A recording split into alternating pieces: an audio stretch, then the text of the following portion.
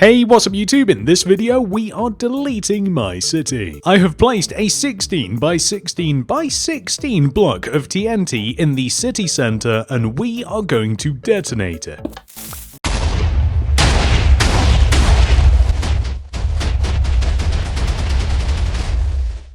Ouch. Alright, you got me. We didn't actually destroy the city. The actual goal of this video is to take as many of these builds that we have all the way over here and give them a home. Bargains. I'll see myself out. But first, I want to renovate the downtown area. This is the oldest part of Mini City, so we have to be quite careful. But I will say, Mickey Mouse's clubhouse definitely doesn't belong here, nor does the Halloween store or Blue's Clues. Instead, I'm going to place the Doggy Cafe here because it just seemed like the kind of build that would go nicely near the original suburbs. I would certainly want one of these near my house. And this also means that we have to renovate the park ever so slightly, so just moving around the ice cream stand, making sure that all of the paths connect together nicely, adding some walls, filling in some grass areas, and I also decided to add my sweet shop slash ice cream store here as well, because again, that's what I would want next to my park. This side of downtown is looking really nice now, but that does leave us a problem. This area right here. But I realised my zoo has actually just been hanging out in a random part of the city all this time, and I think that it'd actually look really good down here near the amusement park. Not only that, the town hall would make a great addition near the centre of the city as well, and I've also been meaning to find a good place for the seasonal stores, so the Halloween store can go here just because I love the seasonal stores. I really enjoy them. The Halloween store and the Christmas store I think are really nice and festive, and they slot in nicely in this part of the city. Not only that, we do of course have to add roads and pathways and infrastructure so that we can just get around all of these places as well. The zoo and town hall were cool additions, but that left a public swimming pool sized gap in this corner, which I decided to fill. You'll never guess with what. I also thought it would be nice to decorate the side of the canal with benches, trees, and bins? Hey, we need bins. Now, for some reason, that got me thinking about Oldtown and how there aren't any houses there, which is insane. So I took one of my suburban houses that I thought would fit the vibe of this place, turned it into a terraced house, and then reskinned some of them to make them a little bit more different from each other and to kind of just fit what I perceive to be the colour palette of this area, and I think that it turned out quite nicely. I added them along Tunnel Road, and I loved this so much that I added it to the opposite side of the street as well. The success of the Tunnel Road house experiment inspired me to add some townhouses along the side of the canal. I thought that it'd actually be quite a nice place to live. These are directly behind the original suburbs. Now, technically these are kind of more on the modern side, but reskinning them into a similar colour palette as the previous terrace houses turned out quite nicely. I also realised that I had to plant some trees over here for some reason. After a quick battle with ADD, I decided that it'd be a nice idea to add some car parking spaces for the townhouses. So, just on the side road here, we have added 4 parking bays that are all labelled. And a bus stop. Also, this snowman looked really sad, so I gave him his snow back. Also, I wasn't really sure what to put here, so I just added some planters. I think they look okay. I then realised that I forgot to add the cars in the parking bays from earlier, so, well, I fixed that. At this point in time, I'm really happy with how this downtown area looks, except for these 2 buildings right here, but we'll sort that out at some other point. I was racking my tiny brain trying to figure out exactly what to do with all of these builds, and then it occurred to me, retail park. I've never actually made a retail park for the city, and that seems kind of insane because it's such an easy way to lump a bunch of builds together, and a nice variety of them as well.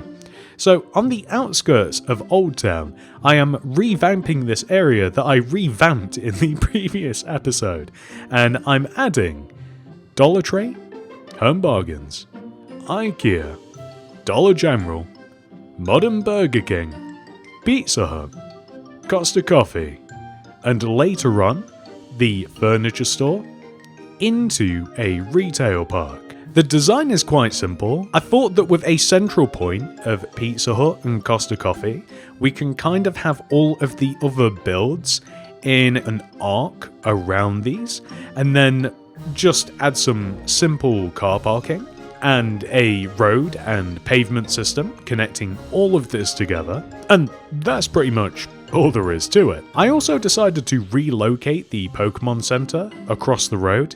It was kind of a tight fit where it was previously, and now it has so much more room to roam around. It's at this point that I noticed Home Bargains came with its very own lorry, and I thought that it'd be a nice idea to give IKEA some lorries as well, and Dollar General too. Also to further work on the infrastructure and take care of the car park problem, as it is a problem. I've really got to stop using concrete powder in builds, as it always just ends up in the most random places. I find this stuff everywhere after I've made videos like this. The furniture store makes a fine addition to the corner plot of the leisure park, and just around this, to kind of separate the theme park and the rest of the beach area, I added a little bit of a hill. But at some point in time, I'm going to do quite a lot of terraforming, I think, and some landscaping, but that will probably be its very own video. The car park looked weird without any cars, so I solved that problem. Yes, I'm using the same set of cars every time. I'll change the colour eventually. I thought that it would be cool to have my McDonald's billboard at the edge of the leisure park, until I realised there isn't a McDonald's here. But there is a Burger King. At this point in time, I'm pretty happy with the leisure park, so we're going to leave it like this for now, until the next episode where I decide I don't like it anymore. I think my coffee was too strong this morning, as I decided to tackle the entire downtown portion of Mini City. Here you can see me removing all of the what I would call unnecessary buildings, including the giant Roblox headquarters that quite frankly destroyed a decent portion of the downtown area. I also decided that I kind of wanted to remove anything too modern from this space as well. And I don't know why, but I also removed the original high street as well, which I regretted almost immediately. I'm going to be honest. It feels really bad to see the city in this state. I combated my mild sadness by upgrading the subway entrance. Not the sandwich shop, the train station. I then put the original high street back where it belonged because I couldn't bear for it to not be there. I did, however, remove the taco stand and the modern bar.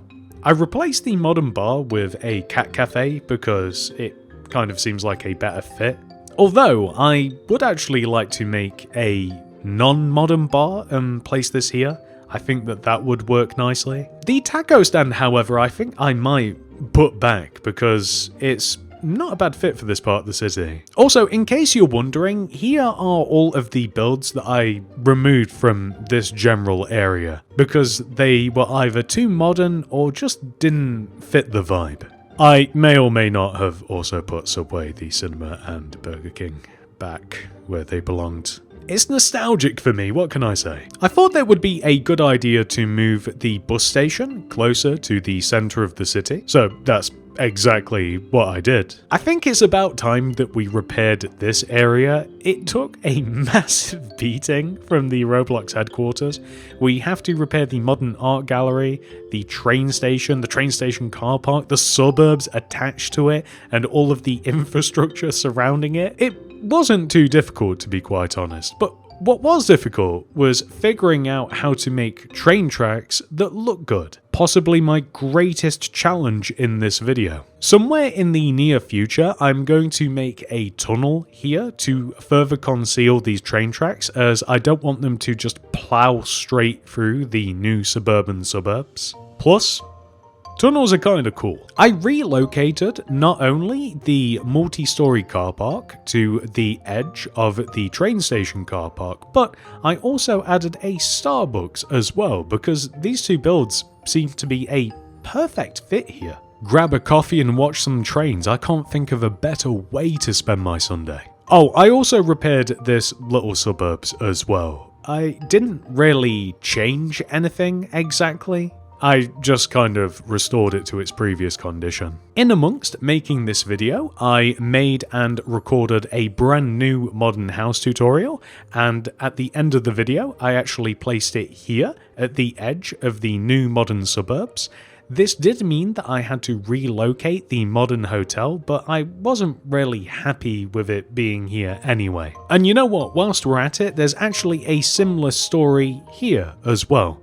I recently made a fish and chip shop and I added it to the end of the terraced houses in Oldtown. The Hazbin Hotel has been hanging over my head for a while because it is by far the largest, most outrageous build in this entire city, and I wasn't sure what to do with it until I read a suggestion from one of you guys that I should put the Hazbin Hotel on its very own hill, just like in the show. Now, I've not watched the show, but I do have Google, and I found this. So I tried to replicate this as best I could, and this is when I discovered Axiom's extensive landscaping features. I also discovered that I am not very good with those features.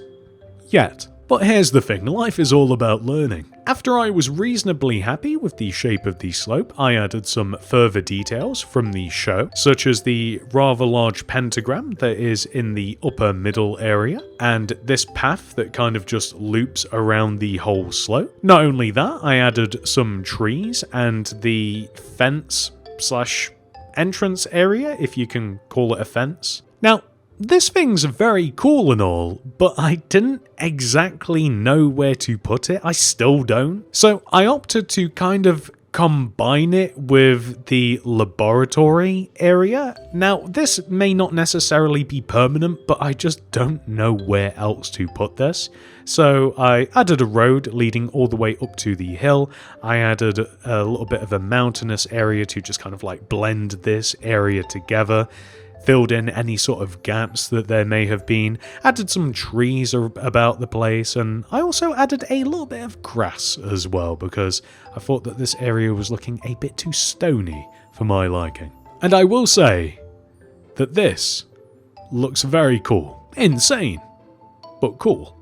Honestly, I think this is a great place to stop. This is what the city looked like at the start of the video.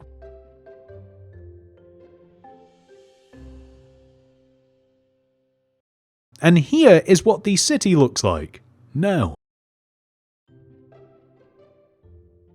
Bit of a change. You may be interested in becoming a channel member. You can click the join button that will be somewhere on the screen right now. This does cost money and is a monthly subscription, but you do get some perks. The first of which is a download link for my city design world. This has every single build that I have placed in my city, arranged in order, and labelled.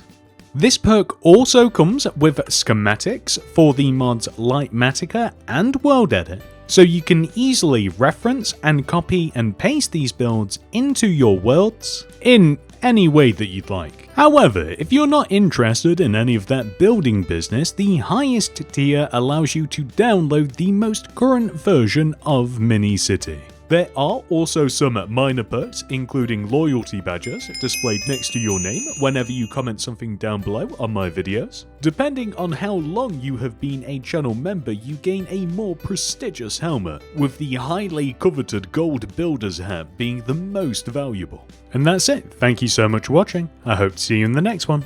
Goodbye.